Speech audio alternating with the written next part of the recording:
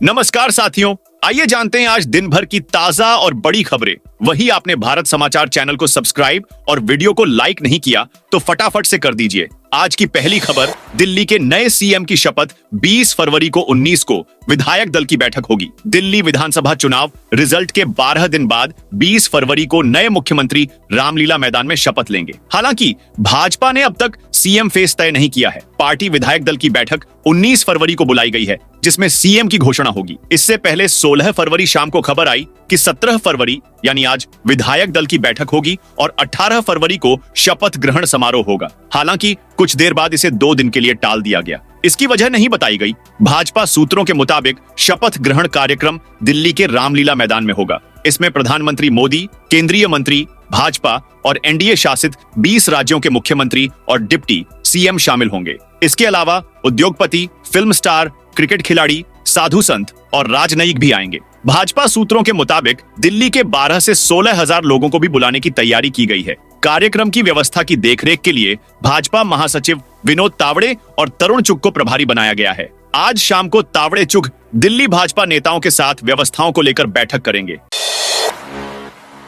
नई दिल्ली स्टेशन पर भगदड़ के बाद रेलवे करेगा बड़ा बदलाव। केंद्र सरकार ने देश भर के 60 व्यस्त रेलवे स्टेशनों पर स्थायी होल्डिंग जोन बनाने का फैसला किया है। इसके अलावा भीड़ नियंत्रण और संकट प्रबंधन के लिए आर्टिफिशियल इंटेलिजेंस (AI) तकनीक का इस्तेमाल किया जाएगा। रेलवे अधिकारियों को विशेष प्रशिक्षण देकर यात्रियों की सुरक्षित आवाजाही सुनिश्चित करने के लिए दिशा का निर्देशन जरूरी है। इसके लिए तीर के निशान का इस्तेमाल किया जाएगा। साथ ही डिवाइडर्स का भी इंतजाम किया जाएगा। खास तौर पर प्रयागराज से जुड़े 35 रेलवे स्टेशनों पर भीड़ नियंत्रण की सख्त निगरानी होगी, जिन्हें रेलवे के केंद्रीय नियंत्रण कक्ष से मॉनिटर किया जाएगा।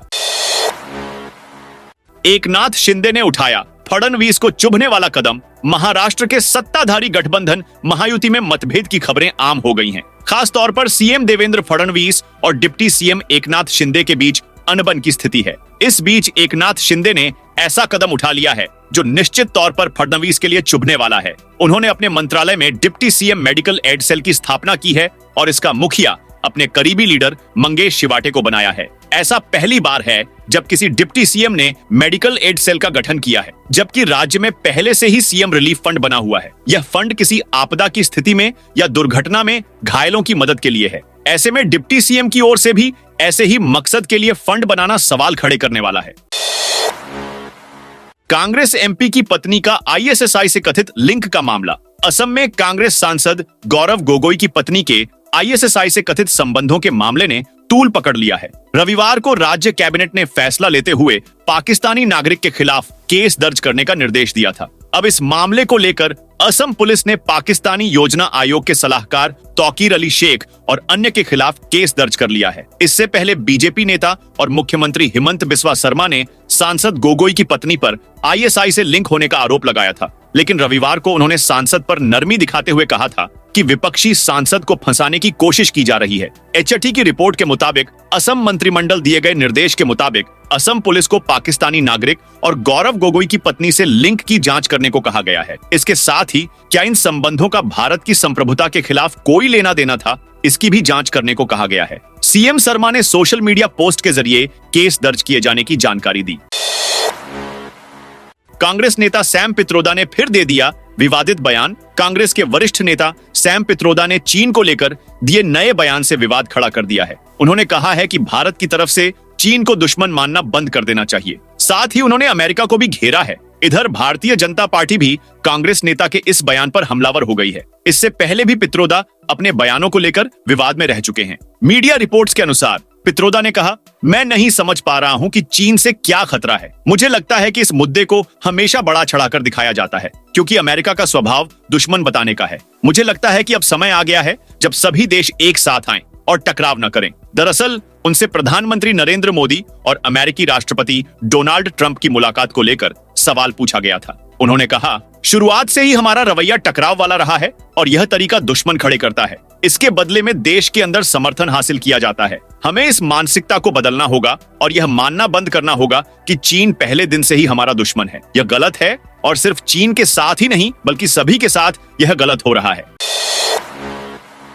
यूक्रेन जंग पर रूस अमेरिका में कल हाई लेवल मीटिंग संभव। यूक्रेन जंग के समाधान के लिए रूस और अमेरिका के बीच कल सऊदी अरब में हाई लेवल मीटिंग हो सकती है। इसमें 2 रूसी अधिकारी शामिल होंगे।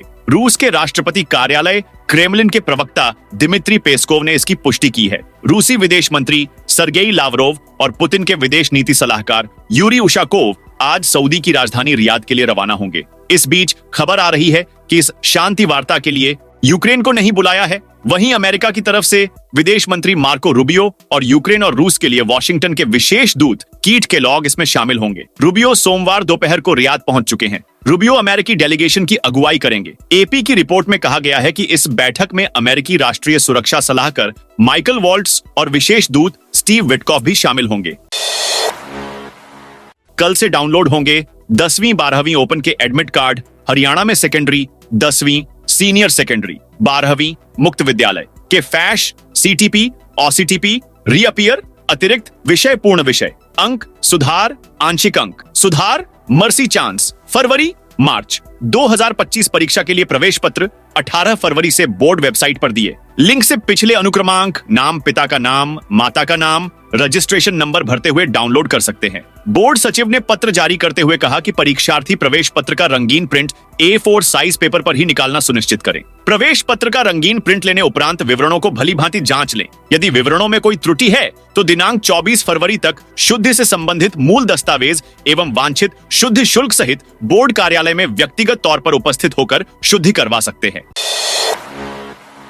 चौपारण में लगा 20 किलोमीटर लंबा जाम, कुंभ आने जाने वाली गाड़ियों की लंबी कतार। झारखंड बिहार सीमावर्ती क्षेत्र चौपारण में प्रयागराज महाकुंभ के श्रद्धालुओं की भारी भीड़ के कारण गंभीर यातायात जाम की स्थिति बन गई है। NH2 जीटी रोड पर पांडेबारा से बरही मुख्य चौक तक करीब 20 किलोमीटर लंबी वाहनों की कतार लग गई है। महाकुंभ में जाने और वापस लौटने वाले श्रद्धालुओं की बसों और निजी वाहनों की बड़ी संख्या के कारण सड़क पर वाहनों का आना जाना पूरी तरह से अस्त व्यस्त हो गया है। इस महाजाम की वजह से हजारों यात्री अपने अपने वाहनों में ही फंसे हुए हैं। कहीं कहीं जीटी रोड की चौड़ाई कम है, वहीं वाहनों का अत्यधिक दबाव भी है। इस वजह से स्थिति और भी जटिल हो गई है। पुलिस और प्रशासन की टीमें जाम को हटाने में जुटी हुई हैं। प्रशासन ने अतिरिक्त पुलिस बल की तैनाती की है और यातायात को वैकल्पिक मार्गों की ओर मोड़ने पर विचार कर रहा है। स्थानीय लोग भी फंसे हुए यात्रियों की मदद के लिए आगे आए हैं। कुछ ग्रामीण और दुकानदार यात्रियों को पानी और खाने पीने की वस्तुएं उपलब्ध करा रहे हैं। झारखंड में 19 से बारिश का अनुमान। झारखंड के अलग अलग हिस्सों में एक बार फिर मौसम का मिजाज बदलने वाला है। राज्य में मेघ गर्जन, बारिश और वज्रपात भी हो सकता है। इसको लेकर मौसम केंद्र ने येलो अलर्ट जारी किया है। मौसम केंद्र के अनुसार 18 फरवरी से बादल छाया रहेगा। 22 फरवरी तक अलग अलग हिस्सों में बारिश हो सकती है। 19 फरवरी को राज्य के दक्षिण पूर्वी हिस्से में बारिश हो सकती है। 20 फरवरी को दक्षिण तथा निकटवर्ती मध्य हिस्से में बारिश हो सकती है। इस दौरान अधिकतम तापमान 28 से 29 डिग्री सेल्सियस तथा न्यूनतम तापमान 14 से 16 डिग्री के बीच रह सकता है। चुनाव हारे, अवध ओझा का ऐलान। राजनीति में रहूंगा। दिल्ली विधानसभा चुनाव में आम आदमी पार्टी की टिकट पर पटपड़गंज से चुनाव लड़ने वाले अवध ओझा को भाजपा उम्मीदवार रवि नेगी से हार का सामना करना पड़ा। रवि नेगी ने उन्हें 28,072 वोटों से हराया, लेकिन इसके बावजूद अवध ओझा इसे अच्छी शुरुआत बता रहे हैं। इसी के साथ उन्होंने ऐलान कर दिया है कि वह राजनीति से पीछ नहीं हटेंगे। उन्होंने पटपड़गंज सीट पर हुई अपनी हार में भी अपनी 4 बड़ी उपलब्धियां बता दी हैं। अवध ओझा ने कहा, मैं पहली बार चुनाव लड़ा और 4 फ्रंट पर मेरी उपलब्धियां रही। आज मेरे पास एक विधानसभा है। 46,000 लोगों ने मुझ पर विश्वास जताया। 500 कार्यकर्ता मेरे साथ जुड़े हुए हैं। सबसे बड़ी बात है कि जो कांग्रेस उम्मीदवार थे, जो विधायक रहे हैं, उनकी की जमानत जब्त हो गई। उन्होंने कहा, इतनी अच्छी शुरुआत करने के साथ राजनीति से पीछे जाने की कोई वजह नहीं है। समय रैना को थाने जाकर ही दर्ज कराना होगा बयान। इंडिया गॉट लेटेंट के कारण समय रैना चर्चा में बने हुए हैं। इस शो के जरिए उन्होंने लोगों का खूब मनोरंजन किया, लेकिन इसके लेटेस्ट एपिसोड पर विवाद खड़ा हो गया। यूट्यूबर रणवीर इलाहाबादिया ने कंटेस्टेंट से एक अभद्र सवाल किया था, जिसके ऊपर लोगों ने नाराजगी जाहिर की। मुंबई पुलिस ने शिकायत मिलने के बाद मामले पर कार्रवाई शुरू कर दी है। अब अपडेट सामने आया है कि महाराष्ट्र साइबर सेल ने यूट्यूबर समय रैना की एक अपील को खारिज कर दिया है। दरअसल समय रैना ने पुलिस से वीडियो कॉन्फ्रेंसिंग के जरिए बयान दर्ज कराने की अनुमति मांगी थी, लेकिन इंडियाज गॉट लेटेंट विवाद में उनकी इस अपील को मंजूरी नहीं मिली है।